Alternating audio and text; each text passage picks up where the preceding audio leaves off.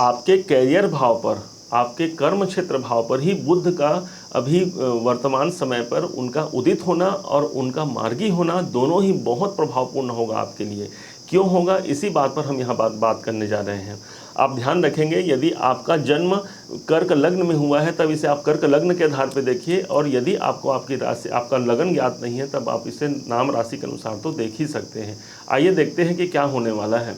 कर्क लग्न के अनुसार इस भाव के स्वामी हो जाते हैं चंद्रदेव, और इन्हीं देवता ने अपने शत्रु बुध के साथ, उनकी शत्रुता है, उन्हें द्वादश भाव का दायित्व दिया है, और साथ में छठे भाव का कार्यभार अपने शत्रु बुध को यहाँ पर इन्होंने प्रदान किया है। अब यहाँ पर अभी तक देखेंगे, ये बुध जो है वो पहले से अस्त अवस्था में चल रहे थे, परंतु जैसे 10 मई का दिन आया, ये बुध पुनः फिर से उदित अवस्था में हो गए, और साथ में यहाँ पर ये अब 15 मई को ये मार्गी भी हो जा रहे हैं। तो उदित अवस्था में आप ये मानिए, जब पहले उदित अवस्था में आए तो आपके द्वादश भाव को जागृत कर दिए, और साथ में आपके तीसरे भाव साहस के भाव को जागृत कर दिए। तो यहाँ ये चीज़ नहीं भूलना है भाई, हमारे जीवन में द्वादश भाव के स्वामी दसम भाव में आए हैं। व्यापार में, आपके कैरियर में, आपके नौकरी में, आपके कर्म क्षेत्र में एक परिवर्तन का समय आप मान सकते हैं, लेकिन बहुत अच्छा यह गोचर परिवर्तन या बहुत अच्छा यह मार्गी होना विशेष तौर पर कर्क लग्न के लिए थोड़ा सा यहाँ पर चिंताजनक हो सकता है, क्योंकि बुध हमारी बुद्धि है, और बुद्धि का ही दसम भाव में आना, देखिए पहले हम बात करते हैं अच्छाई की, तो बुध का बुद्धि है और बुद्धि का दसम भाव में आना, आपका पूरा फोकस इस टाइम पर 15 मई से लेकर के 7 जून का जो समय होगा, पूरे इस टाइम पर आप अपने कैरियर के लिए सबसे ज़्यादा फोकस करेंगे। कैसे मेरे कैरियर में बढ़ोतरी हो पाए, कैसे मेरे नौकरी सुधर पाए, और कैसे मैं अपने व्यावसायिक क्षेत्र में मैं सफलता प्राप्त कर सकूँ, आपका पूरा फोकस होगा। माना जाता है ज्योतिष के अनुसार कि बुध जहाँ होता है वहीं पर हमारी बुद्धि होती है, तो इसलिए आपका बुद्धि कहाँ पर होगा, तो दसम भाव में होगा। दसम भाव ही आपका कैरियर है। अब नेगेटिव थोड़ा सा फल आपको देना, ये बुध प्रदान कर सकते हैं। आपको सतर्क कहाँ पर रहना है, आप उस पर ध्यान दीजिए। द्वादश भाव के स्वामी हैं, खर्चे भाव के स्वामी दसम में आ रहे हैं, इसलिए खर्चों की बढ़ोतरी आपके कार्य क्षेत्र में हो सकती है। आप इसे खर्चे न माने, आप इसे अगर ये निवेश मान करके यदि खर्च करते हैं तो आपके कर्म क्षेत्र में आपके आज किए हुए कर्मों का फल आपको आगे चल के 7 जून के बाद आपको प्राप्त हो सकता है। परंतु अभी कुछ खर्चों की बढ़ोतरी आप कार्य क्षेत्र में अपने कर सकते हैं। अपने व्यवसाय में हो सकता है कुछ बढ़ोतरी कर सकते हैं, अपने नौकरी के लिए कुछ एप्लीकेशन इत्यादि इस समय पर डाल सकते हैं। बुध चूंकि संचार का माध्यम भी होता है, इसलिए संचार के माध्यमों से भी आपके कर्म क्षेत्र सुधरने वाले हैं।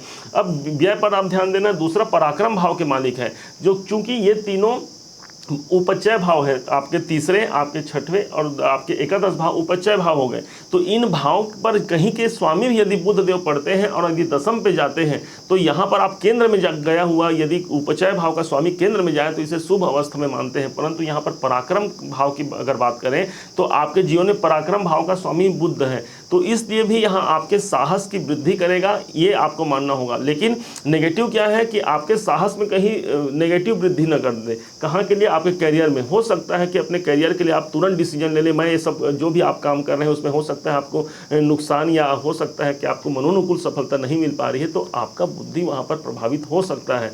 तो इसलिए बहुत अनुकूल आपके लिए गोचर तो नहीं होने वाला है, लेकिन सिर्फ आपको इतना मानना है कि हमारे दसम भाव पर गोचर हो रहा है, जो कि हमारे लिए हमारे कार्मिक दृष्टिकोण से यह अनुकूल होने वाला है। अब बात करते हैं, ध्यान से समझिएगा, बुध की दृष्टि की बात करते हैं। 1 2 3 4 5 6 7 इनकी 7वीं दृष्टि आपके चतुर्थ भाव पर होगा। तो जब बुध की दृष्टि चतुर्थ भाव पर है, तो चतुर्थ भाव का है का परिवार का, तो इस टाइम पर आपके पारिवारिक जन, आपके भाई बहन, हो सकता है आपके जो जीवन साथी या जीवन संगनी हो, वो भी आपके कर्म क्षेत्र में आपका सहयोग कर सकते हैं।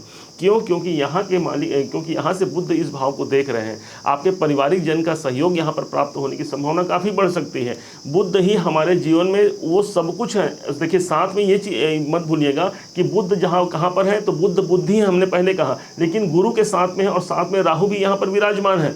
तो जब बुध गुरु के साथ बैठते हैं तो बुध बुद्धि है और गुरु ज्ञान है, तो एक साथ दोनों का कॉम्बिनेशन हमारे जीवन में, हमारे कर्म क्षेत्र में एक ऐसा निर्णय लेकर के सामने आएगा जिसमें हमारा ज्ञान भी मिला हुआ रहेगा। और माना जाता है यदि हमारे बुद्धि के साथ ज्ञान भी मिल जाए तो हम कोई अच्छा डिसीजन ले पाएंगे। परंतु एक बात यहाँ पर नेगेटिव ये भी है कि बुध राहु के साथ में है, तो बुध और राहु दोनों का कॉम्बिनेशन एक जड़ता नाम का योग बनाता है, जड़ योग जिसे कहा जाता है। तो यहाँ पर कोई बहुत बड़ा डिसीजन भी नहीं लेना है, आपको ये भी समझना होगा। देखिए, कोई एक अकेला ग्रह आपके जीवन में बहुत ज़्यादा सकारात्मक या नकारात्मक परिवर्तन नहीं ला सकता। आपके पूरे 9 ग्रह हैं, सभी 9 ग्रह हैं और 12 घर हैं और 27 नक्षत्र हैं। इनके आधार पर ही आपको रिजल्ट मिलेगा और उससे भी ऊपर हो गए आपके जन्म पत्रिका में जो जहाँ पर जैसी स्थिति में ग्रह बैठे हुए हैं। तो यहाँ पर ये इस बात से कतई यहाँ पर आपको तकलीफ या दुख नहीं पहुँचना चाहिए कि हमारे शत्रु का यहाँ पर 10वें भाव में आए हैं और यहाँ पर ये मार्गी हो गए हैं तो हमारे करियर में बाधा रुकावट आएगी। आप सिर्फ यही मानिए कि हमें इस करियर भाव में एक काम करने के लिए एक टूल हमको प्राप्त हुआ है बुध के रूप में, जो हमारे जीवन को, हमारे करियर को सदैव शुद्ध करेगा। उम्मीद है कि आप इसे समझ पाए होंगे। और हाँ, इसके पहले आपको बता दें कि इसे और अच्छा एक्टिवेशन में लाना, क्योंकि आपके लिए तो परम आवश्यक हो जाता है इस बुध को, बुध के दुष्प्रभाव को दूर करना, क्योंकि आपके लगन के शत्रु हो गए। तो भगवान श्री गणेश जी में आपको दूबी चढ़ाना नहीं भूलना है। दूबी अर्थात जो दुर्वा होता है, जो घास होता है, इसे श्री गणेश में 11 संख्या में आप इसे तोड़ लें और बढ़िया हरे हरे दूबी भगवान श्री गणनायक में आप चढ़ाइए। माना जाता है कि गणेश जी बुध जो है गणेश जी के कारक माने गए हैं। तो इनकी कृपा यदि प्राप्ति हो जाती है हमारे जीवन में, तो भगवान श्री गणेश तो समस्त प्रकार के विघ्न बाधाओं का हरण करने वाले हैं।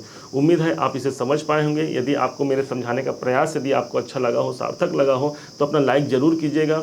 बताइएगा कि कैसे आपको यह वीडियो कैसा लगा, और यदि अभी तक आपने चैनल को सब्सक्राइब नहीं किया है तो सब्सक्राइब करके भी जरूर रखिएगा, ताकि भविष्य में हम अच्छे वीडियो जो लेकर के आते हैं वो आप तक शीघ्र अतिशीघ्र पहुँच पाए। पुनः एक बार फिर आप सभी का दिवस मंगलमय हो। इन्हीं शुभकामनाओं के साथ जय श्री राम।